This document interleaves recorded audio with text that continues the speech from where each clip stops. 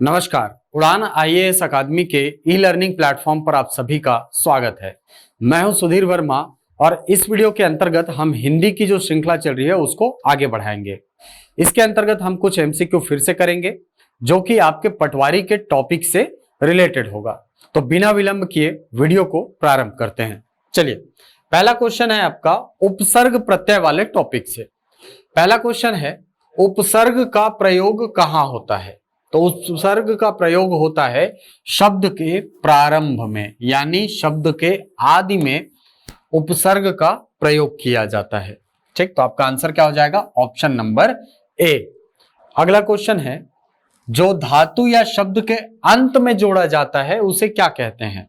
Option है समास, अव्यय, उपसर्ग या प्रत्यय। आपको पता है कि जो पीछे जोड़ा जाता है शब्द के उसको क्या कहा जाता है? प्रत्यय कहा जाता है। ठीक है, मान लीजिए ये शब्द है, शब्द के यदि प्रारंभ में कोई अव्यय जोड़ा जा रहा है तो उसे कहा जाता है क्या? उपसर्ग। ठीक है, जैसे मान लो शब्द है अधिक और मैंने जोड़ दिया इसमें क्या? इसमें जोड़ दिया मैंने अति उपसर्ग। तो चूंकि मैं शब्द के शुरुआत वाले हिस्से में जोड़ रहा हूं इसीलिए ये क्या है? उपसर्ग है। और मान लो मूल शब्द है हमारे पास अधिक और इसके साथ मैं प्रत्यय जोड़ देता हूं तम, तब क्या बन जाएगा? शब्द अधिकतम बन जाएगा। तो उस स्थिति में चूंकि मैं इसको शब्द के बाद में जोड़ रहा हूं इसीलिए ये क्या है? प्रत्यय है। क्लियर? तो शब्द के प्रारंभ में जुड़ने वाले शब्दों को उपसर्ग और शब्द के बाद में जुड़ने वाले शब्दों को प्रत्यय कहा जाता है। चल, तो प्रत्यय कहां जुड़ता है? हमेशा शब्द के अंत में जोड़ा जाता है। अगला क्वेश्चन, प्रख्यात शब्द में प्रयुक्त उपसर्ग कौन सा है? देखिए, इस प्रकार के क्वेश्चन आपको मिलेंगे। ठीक, इसको बनाने का सबसे सही तरीका यह होता है कि आप मूल शब्द को पहचानें। मूल शब्द हमेशा क्या होगा? सार्थक होगा। इस सार्थक शब्द के प्रारंभ में ही जुड़ सकता है कुछ या फिर बाद में कुछ जुड़ सकता है। यदि प्रारंभ में जुड़ा तो उपसर्ग होगा, यदि बाद में जुड़ा तो प्रत्यय होगा। जैसे यहां पर अगर देखा जाए प्रख्यात शब्द को तो यहां पर प्र शब्द जो है ये ख्यात शब्द के साथ जुड़ा हुआ है। तो प्र चूंकि सामने जुड़ा है इसीलिए ये क्या है? उपसर्ग है। और ख्यात जो है ये क्या है? स्वयं में एक सार्थक शब्द है। ख्यात का अर्थ होता है प्रसिद्धि, यहीं से ख्याति शब्द आता है। ठीक, तो प्रख्यात शब्द में प्रयुक्त उपसर्ग कौन सा है? प्र है। चलिए आगे बढ़ते हैं। अगला है, प्रत्युत्पन्नमति शब्द में कौन सा उपसर्ग है? ठीक, प्रति उपसर्ग से बना हुआ है शब्द क्या? प्रत्युत्पन्नमति।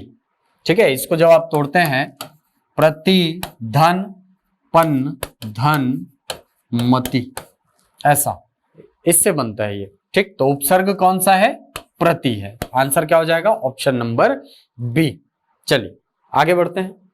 अगला क्वेश्चन है, गमन शब्द को विपरीतार्थक बनाने के लिए आप किस उपसर्ग का प्रयोग करेंगे? तो गमन शब्द का अर्थ होता है जाना। ठीक है, गमन का अर्थ क्या होता है? जाना। राम वन गमन आपने सुना होगा, राम के वन जाने का रास्ता। ठीक है, राम वन गमन पथ। तो इसको जब विलोम बनाना होगा तो इसके सामने हम क्या जोड़ देंगे? आ जोड़ देंगे। क्या बन जाएगा शब्द? आगमन। आगमन का मतलब क्या होता है? आना। ठीक, तो किस उपसर्ग का प्रयोग करेंगे गमन शब्द को विपरीत बनाने के लिए? आ उपसर्ग का। ठीक, अगला क्वेश्चन देखते हैं। अगला क्वेश्चन है, निर्वासित में कौन सा प्रत्यय है? तो देखिए शब्द क्या है इसमें? निर्वास। और प्रत्यय क्या है? इत। छोटी ई के साथ त लगा हुआ है। ठीक, इत, ये क्या है? आपका प्रत्यय है। देखो प्रत्यय पूछा है आपको, कंफ्यूज होकर के आप क्या करते? अगर आप कंफ्यूज होते तो उपसर्ग खोजने लग जाते और उपसर्ग भी आपको मिल जाता। क्या? निह या निर मिल जाता है ना। निह, निर, धन, वास, धन, इत, क्या बनेगा? निर्वासित बनेगा। तो क्वेश्चन को आपको पहले तो एकदम ध्यान से पढ़ना है कि वो उपसर्ग पूछ रहा है कि प्रत्यय पूछ रहा है।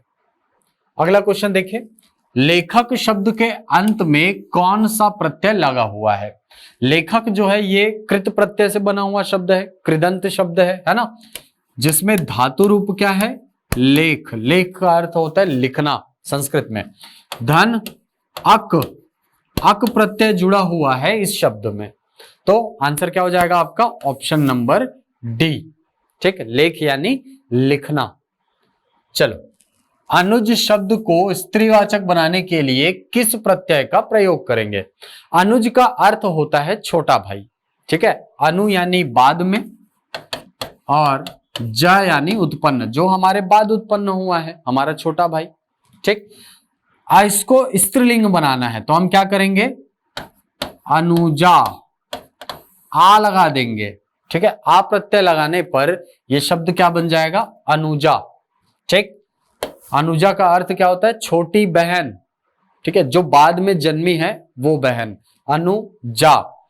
ठीक, अगला क्वेश्चन, सुत शब्द को स्त्रीवाचक बनाने के लिए आप किस प्रत्यय का प्रयोग करेंगे? सुत शब्द के साथ देखिए, अधिकांश ऐसे ही होता है कि जैसे अंत में, है ना, संस्कृत के जो अधिकांश शब्द, संस्कृत के शब्द बोल रहा हूं, संस्कृत के शब्द में जिनमें आ लगा होता है वो स्त्रीलिंग शब्द हो जाते हैं, जैसे शारदा, वरदा, ठीक है, ज्ञानदा, इस प्रकार से आ लगा हुआ है अंत में। आ लगा होता है तो अधिकांश वो क्या होता है? पुल्लिंग होता है। कैसे? जैसे जलद, वारिद, आ लगा हुआ है अंत में। ठीक है, या जलज, कमल को बोलते हैं। पिछला उदाहरण अनुजा देखे थे, वैसे ही कमल क्या होता है? जल में उत्पन्न, ज यानी उत्पन्न। ठीक, तो जलद शब्द क्या हो जाएगा? जल धन द, द यानी देने वाला, और यहां पर दा यानी देने वाली, तो जल देने वाला कौन? बादल, और शार यानी ज्ञान देने वाली कौन? सरस्वती। ये स्त्रीलिंग शब्द हैं, जबकि ये क्या है? पुल्लिंग शब्द हैं। वैसे ही सुत शब्द जो होता है, सुत शब्द ये क्या होता है? ये पुल्लिंग होता है। अनुज शब्द क्या होता है? पुल्लिंग होता है। और इनको स्त्रीलिंग में बदलने के लिए आप अंत में क्या जोड़ देते हो? आ जोड़ देते हो। जैसे सुता, सुता यानी पुत्री, शैल सुता, माता का नाम है पार्वती का, शैल सुता। जनक सुता, सीता जी का नाम है। तो क्या प्रत्यय जोड़ेंगे सुत शब्द के साथ? आ प्रत्यय हमको जोड़ना पड़ेगा। तो आंसर क्या हो जाएगा? Option number B. चलते हैं अगले प्रश्न में। अगला प्रश्न है, स्पृश्य शब्द को विलोमार्थक बनाने के लिए किस उपसर्ग का प्रयोग होगा? स्पृश्य का अर्थ होता है छूने योग्य। इसको जब हम विलोम शब्द बनाना है तो हम क्या लगा देते हैं? आ लगाते हैं, तो शब्द क्या बन जाता है? अस्पृश्य, यानी ना छुए जाने योग्य, जिसको नहीं छूना चाहिए। तो यहां पे आपका आंसर क्या हो जाएगा? Option number C. अगला क्वेश्चन देखिए, अगला है विलोम शब्द का टॉपिक। ठीक, आलोक का विलोम शब्द क्या होता है? आलोक का अर्थ होता है उजाला, इसका विलोम शब्द क्या होगा? अंधकार। ठीक है, अद्भुत नहीं हो सकता, अज्ञात नहीं हो सकता, रात्रि नहीं हो सकता। ठीक, आंसर क्या होगा? अंधकार। अगला क्वेश्चन देखिए, ज्येष्ठ का विलोम शब्द क्या होता है? ज्येष्ठ यानी बड़ा, इसका विलोम शब्द क्या होता है? कनिष्ठ होता है। ठीक, अगला क्वेश्चन, स्थावर का विलोम शब्द क्या है? तो स्थावर का विलोम शब्द होता है जंगम। स्थावर यानी होता है किसी एक जगह पर स्थित रहने वाला, और जंगम का अर्थ होता है गतिमान। ठीक है, स्थावर यानी गतिहीन और जंगम यानी होता है गतिशील, ठीक, या गतिमान। तो आंसर क्या हो जाएगा आपका? Option number D. चलिए अगला क्वेश्चन देखते हैं, गमन का विलोम शब्द क्या है? गमन का विलोम शब्द हमने देखा क्या होता है? आगमन। गमन यानी जाना और आगमन यानी आना। मौन का विलोम शब्द क्या होता है? मौन यानी होता है चुप रहने वाला। ठीक है, चुप रहना, सॉरी। ठीक है, मौन का अर्थ क्या होता है? चुप रहना, शांत, जिसको हम बोल सकते हैं। ठीक, यहीं पर एक शब्द आता है मूक। तो मूक का अर्थ होता है शांत रहने वाला। ठीक है, जबकि मौन का अर्थ क्या होता है? शांत अवस्था। ठीक, ये अवस्था को बताता है, जबकि ये उस व्यक्ति की विशेषता को बताता है। ठीक, तो मूक का विलोम होता है वाचाल, जो बहुत बोलता है, और मौन का विलोम होता है, मौन का विलोम होता है आपका मुखर। ठीक, तो मौन का विलोम क्या होगा?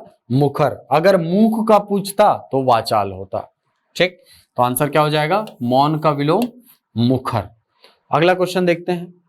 अगला क्वेश्चन है, रेखांकित छपे शब्द के लिए उपयुक्त, है ना, उपयुक्त विलोम शब्द का चयन करो। वह अपने विषय का पूर्ण अभिज्ञ है। अभिज्ञ मतलब जिसको अपने विषय से संबंधित सब कुछ पता हो, जानकार व्यक्ति को बोला जाता है अभिज्ञ। ठीक, इसका विलोम शब्द क्या होता है अभिज्ञ का? अनभिज्ञ। अनभिज्ञ मतलब जिसको कुछ ना पता हो। मैं इस मामले से पूर्णतः अनभिज्ञ हूं, तो अनभिज्ञ मतलब उस मामले का मुझे कुछ भी नहीं पता है। अगला क्वेश्चन, रिक्त स्थान में उपयुक्त विलोम शब्द की पूर्ति करें। ठीक, संपन्न व्यक्ति, इसका विलोम बताना है हमको। संपन्न व्यक्ति खाली स्थान की व्यथा नहीं जान सकता, तो संपन्न का विलोम शब्द होता है विपन्न। ठीक है, संपन्न यानी जिसके पास संपत्ति हो, और विपन्न यानी जो संपत्ति से रहित हो। तो यहां से आपका आंसर क्या हो जाएगा? विपन्न। ठीक, अगला क्वेश्चन, विस्तार का विलोम शब्द क्या होता है? विस्तार यानी फैलना। ठीक, तो लघु शब्द का अर्थ क्या विस्तार का विपरीत होता है? नहीं होता है। लघु यानी तो छोटा होता है। ठीक, छोटा या इसका विलोम शब्द नहीं हो सकता। सूक्ष्म भी इसका विलोम नहीं हो सकता। संक्षेपण या संक्षेप विस्तार का विलोम शब्द सही है। ठीक है, तो विस्तार का विलोम शब्द क्या होता है? संक्षेप। ठीक, और विस्तृत अगर बोलता, ठीक है, मान लो आपको बोलता विस्तृत, तो ये क्या हो जाता? संक्षिप्त हो जाता। ठीक, अगला क्वेश्चन, गरिमा का विलोम शब्द क्या है? गरिमा यानी ऐसी विद्या जिससे व्यक्ति बड़ा हो सकता है। ठीक, अंधकार नहीं होता। लघिमा बिल्कुल सही। लघिमा जो है वो गरिमा का विलोम शब्द। आपने सुना होगा ना, अष्ट सिद्धि नवनिधि के दाता, तो 8 सिद्धि में से एक सिद्धि है गरिमा, जिसमें व्यक्ति बड़ा हो सकता है। ठीक है, एक है लघिमा, गरिमा, अणिमा, लघिमा, महिमा, इस प्रकार से टोटल 8 सिद्धियां होती हैं, तो उसमें गरिमा का विलोम होता है क्या? लघिमा। अगला क्वेश्चन है, मौखिक का विलोम शब्द क्या होगा? मौखिक का, ठीक, मौखिक का विलोम शब्द क्या होता है? लिखित होता है। ठीक है, मौखिक यानी मुंह से बोलकर बताया हुआ, और लिखित यानी लिखकर बताया हुआ। चलिए अगला क्वेश्चन। अगला टॉपिक है हमारा पर्यायवाची शब्द। पहला है, अमृत का पर्यायवाची शब्द क्या है? पर्यायवाची पूछ रहा है, यहां पर भी क्वेश्चन आपको ध्यान से पढ़ना है, कहीं आप गलती से विलोम शब्द मत लगा लो। ठीक है, तो अमृत का पर्यायवाची शब्द क्या होता है? विष होता है क्या? नहीं, ये तो विलोम शब्द होता है। सुधा होता है क्या? बिल्कुल सही है। ठीक, मधुप, मधुप बोला जाता है भौरे को। भौरा जो होता है ना, अली जिसको हम बोलते हैं, ठीक है, अली।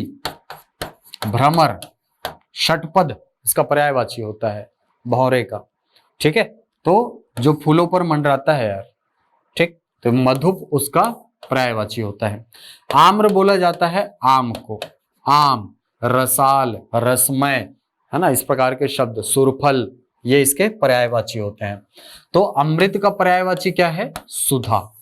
चलिए अगला क्वेश्चन देखते हैं। अगला क्वेश्चन है, पृथ्वी का पर्यायवाची शब्द क्या है?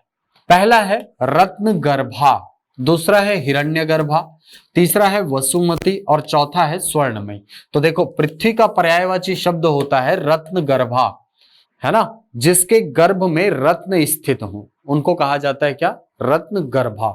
हिरण्यगर्भा नहीं बोला जाता। हिरण्यगर्भ किसको बोलते हैं? ब्रह्मा को बोला जाता है, याद रखना। ठीक है, ब्रह्मा को बोला जाता है हिरण्यगर्भा।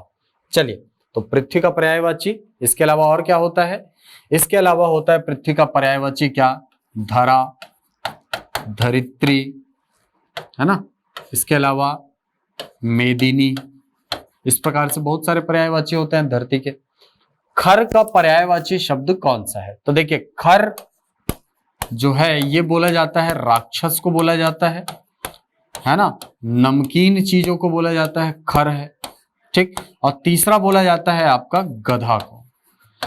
गधा के और बहुत सारे पर्यायवाची होते हैं, है ना, जैसे इसको बोला जाता है चक्रवान, या बोला जाता है वैशाख नंदन, और क्या बोला जाता है गर्दभ, खोता। ये सब क्या है पर्यायवाची है किसके, गधा, ठीक। तो खर का पर्यायवाची क्या है, गधा है। रावण के पर्यायवाची क्या है, रावण के बहुत सारे पर्यायवाची हैं, दशानन, दशकंधर, है ना, इस प्रकार से। कुंठित, कुंठित यानी जो कुंद हो गया हो, जिसकी मानसिक क्षमता कुंद हो गई हो, वो कुंठित होता है, ठीक। मूर्ख का क्या होता है, बेवकूफ हो गया, ठीक। आगे बढ़ते हैं। अनंग का पर्यायवाची शब्द कौन सा है। देखिए अनंग शब्द बना है दो शब्दों से, अन और अंग। अन यानी होता है नहीं, ऐसा कौन है जिसका कोई अंग नहीं है, वो कौन है, कामदेव है। तो कामदेव को बोला जाता है क्या, अनंग, याद रखिएगा, ठीक है, हाँ कामदेव को। अगला, अनिल का पर्यायवाची शब्द क्या होता है। कंफ्यूजन बहुत होता है, एक शब्द होता है अनल, एक शब्द होता है अनिल। अनल बोला जाता है, याद रखना, अग्नि को, अग्नि को बोला जाता है अनल। इसीलिए जो इसके पर्यायवाची आपको मिलते हैं, ठीक है, उसमें एक मिलता है आपको दावाग्नि, एक मिलता है आपको जठराग्नि, ठीक है। अग्नि लगा हुआ शब्द आपको क्या मिलेगा, एक मिलेगा जठराग्नि, ठीक है। एक शब्द आपको क्या मिलेगा, दावानल, एक शब्द मिलेगा बड़वानल, मिलता है ये शब्द, ठीक। दावाग्नि का मतलब जंगल में लगने वाली आग को बोला जाता है दावाग्नि या दावानल।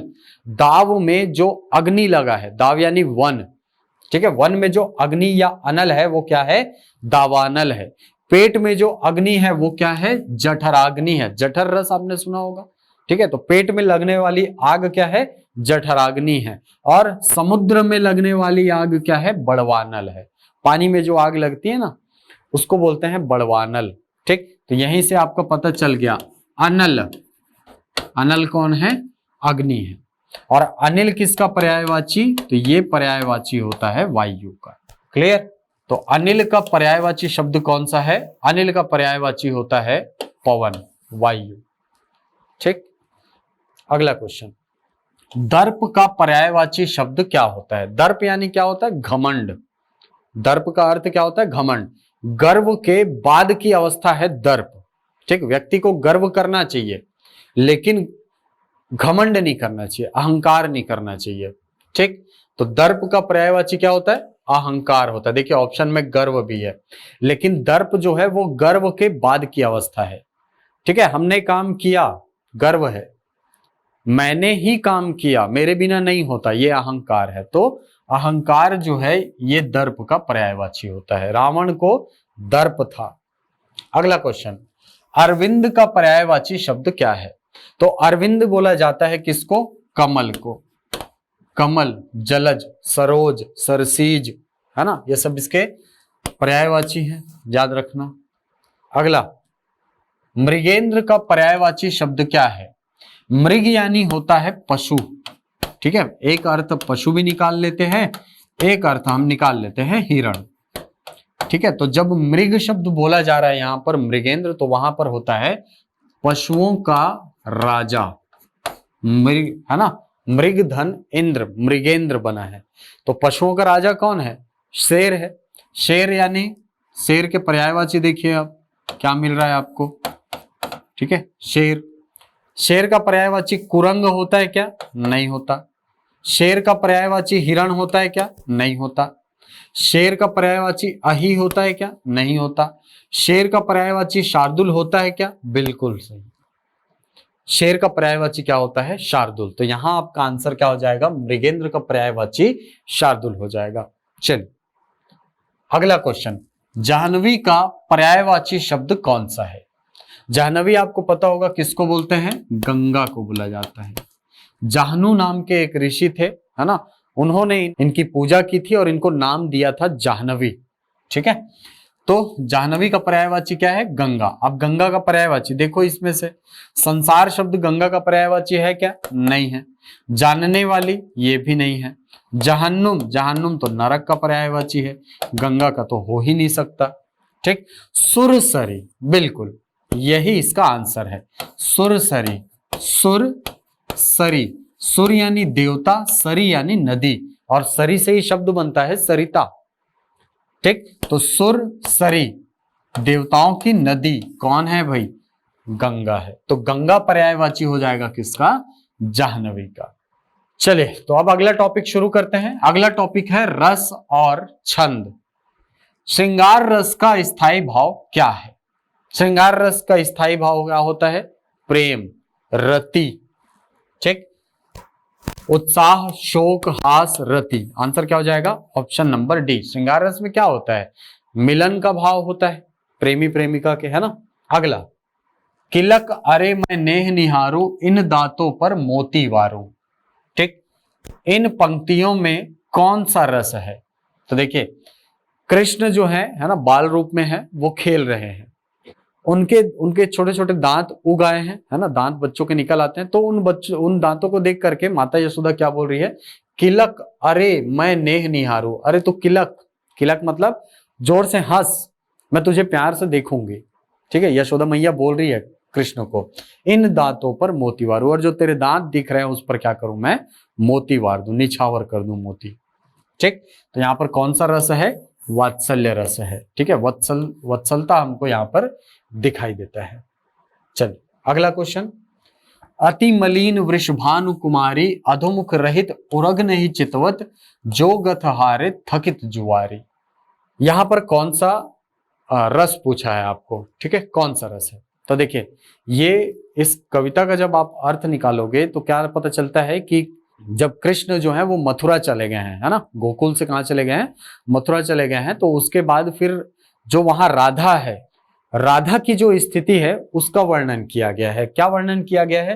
कि जो वृषभानु कुमारी है, वृषभानु नाम है उनके पिताजी का, किसके? राधा के पिताजी का, वो अति मलिन हो गई है। अति मलिन का मतलब उनके कपड़े बहुत गंदे हो गए, उनको कपड़ों की अब कोई सुध बुध नहीं रहती, वो बहुत गंदे हो गए हैं कपड़े, है ना। अधोमुख रहित उरग नहीं चितवत, वो सर झुका के रहती है, किसी के सामने सर उठाती नहीं है। ठीक है, और जो गथ हारे थकित जुआरी, जैसे एक थका हुआ जुआरी, है ना, एक हारा हुआ जुआरी जो है थक कर बैठ गया हो, वैसे उनकी गति हो गई है। तो यहां पर कौन सा रस है? यहां पर है विप्रलंब श्रृंगार, जिसको हम क्या बोलते हैं? वियोग श्रृंगार। वियोग श्रृंगार का एक और नाम है क्या? विप्रलंब श्रृंगार। ठीक, विप्रलंब श्रृंगार।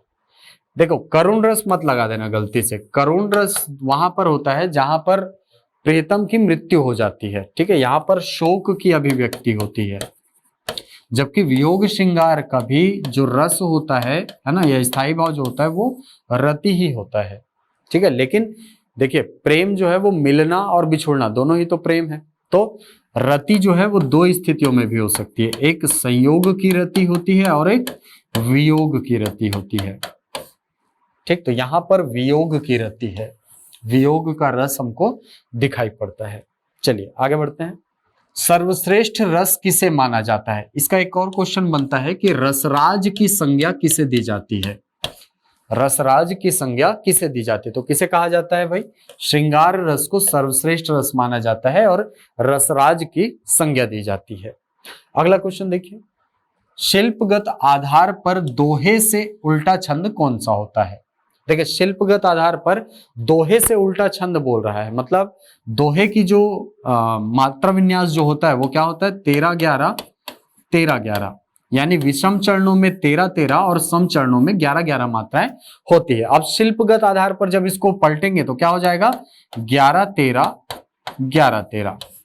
ठीक है, तो सम चरणों में 13-13 और विषम चरणों में 11-11 मात्राएं होंगी। तो ये होता है दोहा में 13-11 की पंक्तियां, और यहां पर होता है सोरठा। ये क्या होता है? सोरठा होता है। ठीक, तो आंसर क्या हो जाएगा? Option number C. चलिए अगला क्वेश्चन, मेरे तो गिरधर गोपाल दूसरो ना कोई, जाके सिर मोर मुकुट मेरो पति सोई। ठीक है, मीराबाई की पंक्तियां हैं। पूछ रहा है आपको कौन सा रस है, तो अपने कृष्ण को रिझाने के लिए बोल रही हैं ये, है ना। मेरे तो गिरधर गोपाल है और कोई दूसरा ही नहीं है, तो कौन सा रस है यहाँ, श्रृंगार रस है। अगला, शोभित कर नवनीत लिए, घुटरुनि चलत रेणु तन मंडित, मुख दधि लेप किए।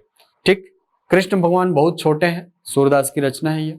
ठीक, बहुत छोटे हैं, घुटनों के बल चल रहे हैं, है ना। शोभित कर नवनीत लिए, नवनीत यानी होता है मक्खन, अपने हाथों में माखन का टुकड़ा लेकर के जो कृष्ण भगवान है वो क्या कर रहे हैं, चल रहे हैं घुटनों के बल।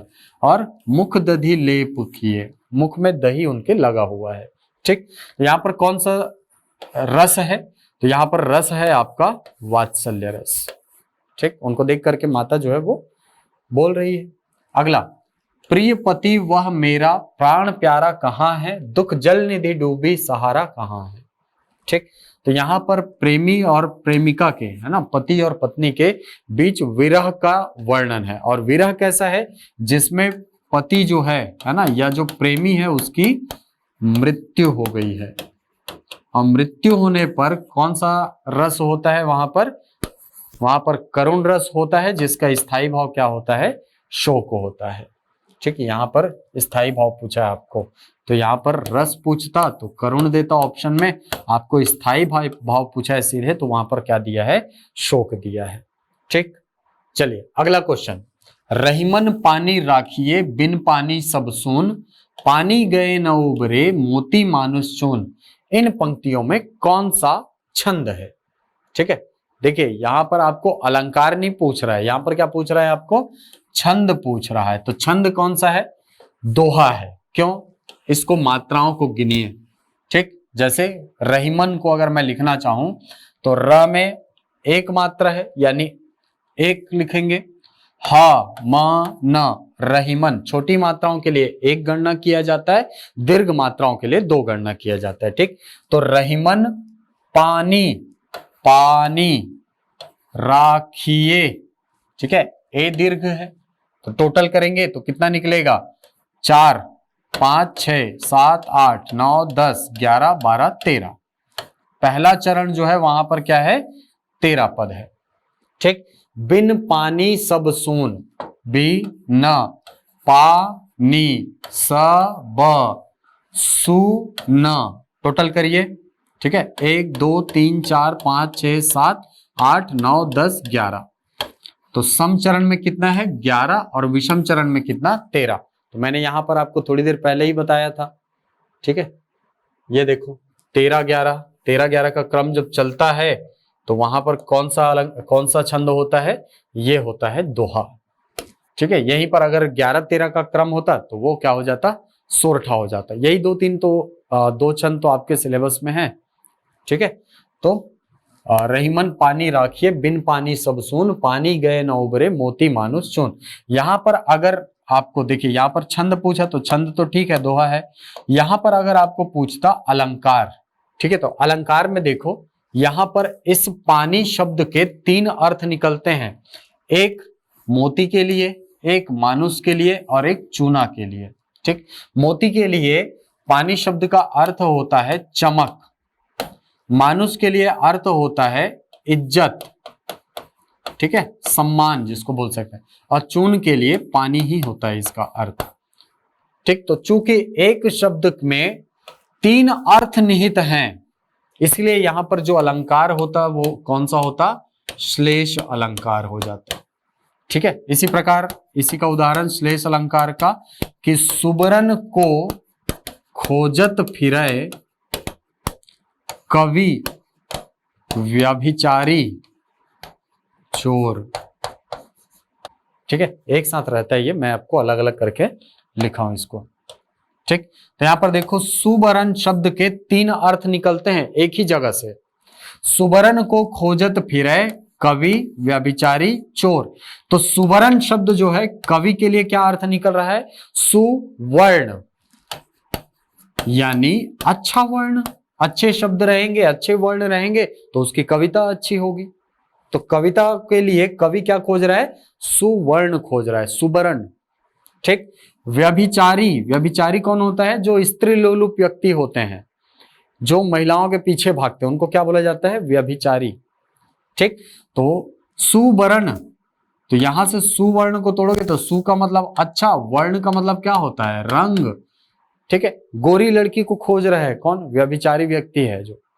ठीक, और चोर जो है उसके लिए सुवर्ण का अर्थ क्या निकलता है? सोना निकलता है, गोल्ड। तो चोर के लिए सुवर्ण का अर्थ क्या हो जाएगा? सोना। तो एक ही शब्द में 3 अर्थ आपको दिखाई पड़ रहे हैं, तो यहां पर कौन सा अलंकार होगा? यहां पर भी श्लेष अलंकार होगा। दोनों बहुत इंपॉर्टेंट उदाहरण है ना, याद रखिएगा इसको। चलिए, हाँ, तो ये छंद कौन सा है? दोहा है। अगला, मूक होई वाचाल पंगु चढ़ई गिरिवर गहन, जासु की कृपा सुदयाल द्रवहु सकल कलिमल दहन।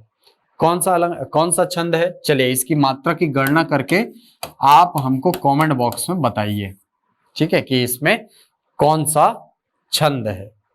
तो ये थे हिंदी के अंतर्गत कुछ विशेष टॉपिक के आपके पटवारी के एग्जाम के लिए उपयोगी प्रश्नोत्तर। आशा करता हूं ये वीडियो आपके लिए लाभदायक सिद्ध हो। मिलते हैं अगली कक्षा में, तब तक के लिए धन्यवाद।